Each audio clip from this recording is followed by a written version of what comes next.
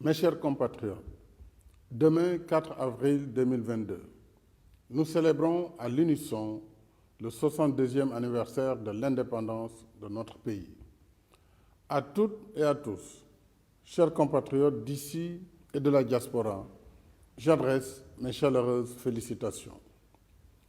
Je rends un vibrant hommage à nos vaillants lions qui nous ont offert la première Coupe d'Afrique des Nations de notre histoire et la deuxième qualification consécutive de notre pays à la Coupe du monde de football.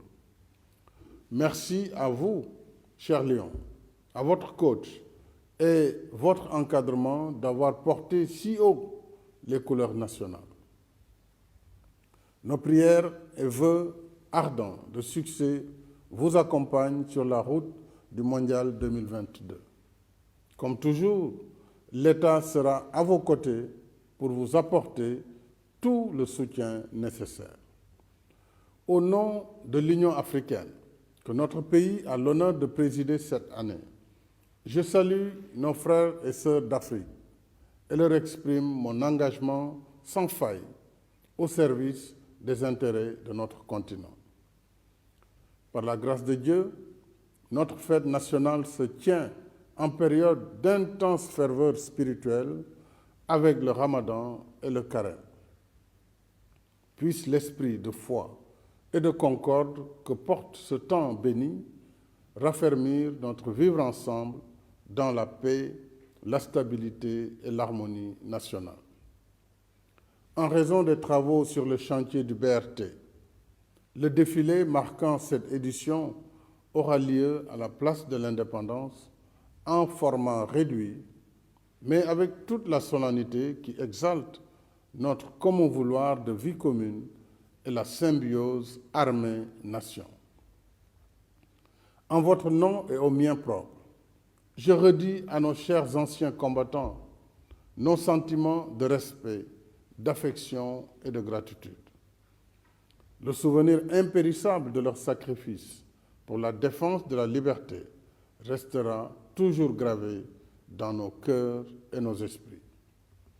À vous, officiers, sous-officiers et militaires du rang, je réitère ma confiance et la fierté de la nation. Je salue la mémoire de nos soldats tombés au champ d'honneur.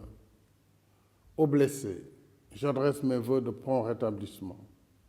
Je renouvelle mon soutien à ceux et celles parmi vous qui sont déployés au service de la paix dans le monde et en opération pour la défense de l'intégrité territoriale et pour la lutte contre la criminalité transfrontalière et le pillage de nos ressources naturelles. J'ai donné ordre à nos forces de défense et de sécurité de poursuivre sans répit ces opérations jusqu'à ce que tous les objectifs assignés soient atteints. Les hommes et femmes qui ont choisi le métier des armes pour défendre les intérêts vitaux de la nation, au péril de leur vie, méritent notre soutien et notre gratitude. C'est pourquoi je tiens à l'amélioration constante des conditions d'existence de nos soldats, l'efficacité opérationnelle de leur mission et la quiétude de leur famille. Cette année, le thème de la fête de l'indépendance porte sur force de défense et de sécurité et résilience nationale. Dans un contexte mondial agité et incertain qui s'ajoute à la profonde crise sanitaire et économique née de la pandémie Covid-19, ce thème nous invite à persévérer dans nos efforts individuels et collectifs face aux épreuves de notre temps. Nos forces de défense et de sécurité, faisant corps et âme avec la nation, ont contribué de façon remarquable à la mise en œuvre de notre stratégie de riposte sanitaire et socio-économique, en plus de l'exécution des mesures régaliennes. Dans le même esprit, devant la montée des périls et la complexité des menaces, le programme de renforcement des capacités opérationnelles de notre armée se poursuit, afin que nos forces de défense et de sécurité soient prêtes en tout temps et en tout lieu à assurer leur mission de défense du territoire national. En outre, 12 nouveaux escadrons de gendarmerie, 11 commissariats de sécurité publique et 3 postes avancés aux frontières ont été créés, en plus de l'acquisition de nouveaux moyens de lutte contre la grande délinquance et la criminalité organisée. Ces efforts, parmi d'autres, seront maintenus et renforcés. Mes chers compatriotes, dans mon message à la Nation à l'occasion du Nouvel An, je vous ai entretenu de nos politiques de développement économique et social, y compris la mise en œuvre des projets d'infrastructures indispensables à l'objectif d'émergence. Depuis lors, nous avons inauguré le stade Abdoulaye Wade de Diamniadio et le pont Nelson Mandela de Foundiougne, mis en service l'autopont de Cambérène et lancé les travaux de la deuxième phase du TER pendant que l'exécution des projets du BRT et de l'autoroute Mbour-Fatick-Kaolack progresse à un rythme satisfaisant. En même temps, la formation au métier, l'emploi et l'insertion socio-économique des jeunes restent au cœur de mes priorités. La mise en œuvre du programme d'urgence Xëyu Ndaw ñi, financé à hauteur de 450 milliards de francs CFA sur 3 ans, se poursuit au sein des pôles emploi et entrepreneuriat pour les jeunes et les femmes, de l'ADER, de l'ANPEJ, de l'ADPME, du FONGIP, du FERA, du Promoville, de l'AGETIP, du 3FPT et de la Convention nationale État employeur privé. Au total, dans différents secteurs tels que l'environnement et le cadre de vie, la santé, le tourisme, la sécurité, le service civique national et l'animation socio-éducative, le programme d'urgence a généré 46 334 emplois, 12 200 bons de formation et financé 86 023 bénéficiaires.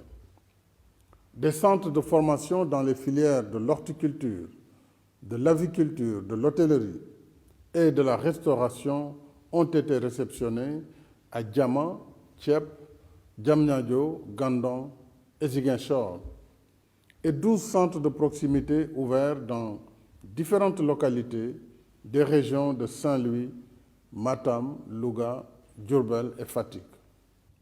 Ce soir, mes chers compatriotes, considérant le risque élevé de pénurie et de flambée des prix en raison de la crise mondiale, j'appelle à une mobilisation générale pour accroître et valoriser davantage nos produits agricoles, d'élevage et de pêche.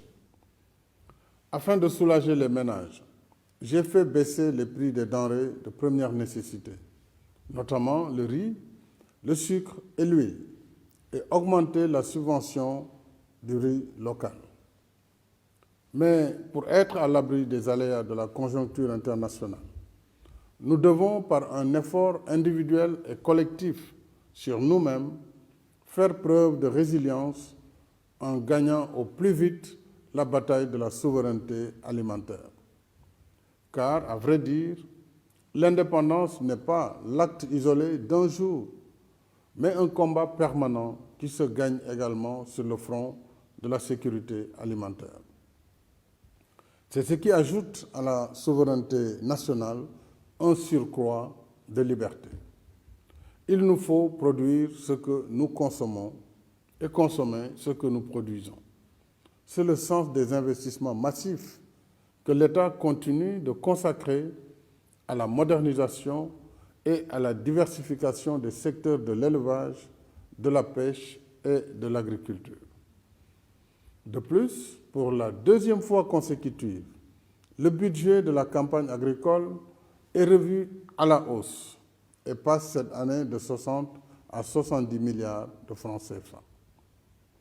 Dans cette quête de l'autosuffisance alimentaire, j'engage les forces vives de la nation, en particulier les jeunes, les femmes et le secteur privé, à s'investir davantage dans les chaînes de valeur de l'élevage, de la pêche et de l'agriculture. L'expérience des domaines agricoles communautaires montre que nous pouvons relever ce défi à l'image des belles moissons du DAC de Keur Momar Sarr, 7 mois seulement après son lancement en juillet dernier. Il en est de même du projet pilote d'incubateur de Mboro, lancé par le programme sénégalais pour l'entrepreneuriat des jeunes, en partenariat avec le secteur privé dans le cadre de l'initiative Xëyu Ndaw ñi. En moins d'1 an, ce complexe multifonctionnel moderne, financé à plus de 5 milliards de francs CFA, a réalisé d'excellentes performances en mettant sur le marché des produits de qualité. En outre, l'incubateur a formé 1053 jeunes, plus de 22 000 membres de GIE et assisté 500 jeunes entrepreneurs à accomplir les formalités administratives nécessaires à leur activité. Relever le défi de l'autosuffisance alimentaire, c'est aussi faciliter les échanges entre les zones de production et les marchés. C'est l'objet du programme spécial de désenclavement portant sur plus de 2500 km de routes en cours d'exécution. S'y ajoute le lancement prochain du programme d'amélioration de la connectivité des zones agricoles du Nord et du Centre, financé par l'État et soutenu par la Banque mondiale, d'un coût global de 130 milliards de francs CFA. Ce nouveau programme mettra en place des infrastructures routières et de renforcement des capacités en matière de formation et de production. Il permettra, entre autres, de faciliter l'accès aux zones de production agricole, de pêche et d'élevage, afin d'améliorer les conditions de transport et renforcer les échanges intérieurs avec les pays voisins. De plus, le volet rural du programme d'appui aux communes et agglomérations du Sénégal, PACASEN Rural, financé à hauteur de 352 milliards de francs CFA, démarrera cette année pour améliorer l'accès aux services sociaux de base dans 435 communes. Je rappelle que la composante urbaine du PACASEN est déjà en cours d'activité. Les politiques d'équité territoriale et de justice sociale resteront toujours au centre de mes préoccupations, car du fond de mon cœur, je veux que chaque Sénégalaise et chaque Sénégalais ait sa part de bien-être, de dignité et de décence qu'une nation qui se veut solidaire, unie et indivisible peut offrir à tous ses citoyens. Telle est la vocation de la nation sénégalaise. C'est le legs que nous ont laissé les anciens et c'est l'héritage que nous devons aux générations futures. Pour ma part, je resterai sans relâche le gardien vigilant de ce patrimoine national et des exigences attachées à nos valeurs de culture et de civilisation. Ensemble, mes chers compatriotes, sur la voie tracée par nos anciens, continuons de bâtir cette nation riche de sa diversité, cette nation chaleureuse et accueillante qui nous couvre et fait battre notre cœur à chaque instant de notre vie pour donner vie et force à notre destin commun. Vive le Sénégal, bonsoir et bonne fête de l'indépendance.